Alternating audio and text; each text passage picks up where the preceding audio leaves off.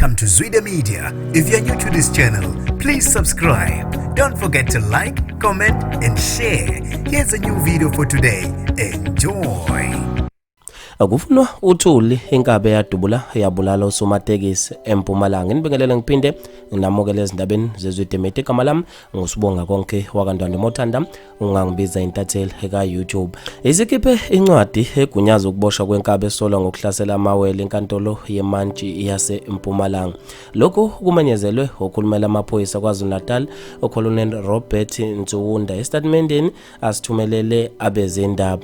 Ngokusho kwaNtsunda uphiko lamaphoyisa holula nobugebengu bodlamela amatekisi ezingeni lesifundazwe KwaZulu-Natal Provincial Tax Violence lucele usizo kumphakathi ukufuniswa umnomzana empi yakhe ethobani noneminyaka engu-25. Uthe ufunelwa icala lokudubula bulala uhlalo kasoseshwa amatekisi eFredville umnomzana emphiliseni ngubane owayeneminyaka engu-35 nelokuzama ukudubula bulale iwele likangubane. Kuvele ukuthi ngoSeptember 13 kulonyaka amawele ayihamba ngomgwaqo uShazimeni elokishini eMpumalanga eHammersdale ngesikhathi ehlaselwa amadoda amathathu ayihamba ngeVW iPolo eli Brown.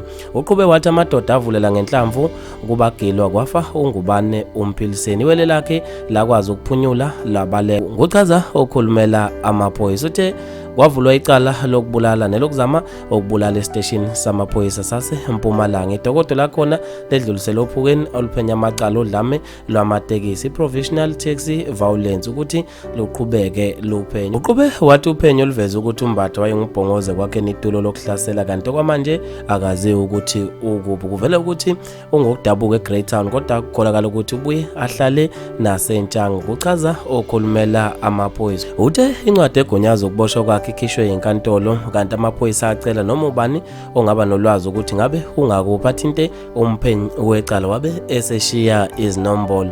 Uthi umphakathi uvumelekile ukuthi ulethe imininingwane ngokuyimfihlo bazothola okuthile abazolekelela ukuthi abantu bafethu abantu babe nokuphawula okwahlukahlukene khona lapha ezinkundleni ezokuxhumana.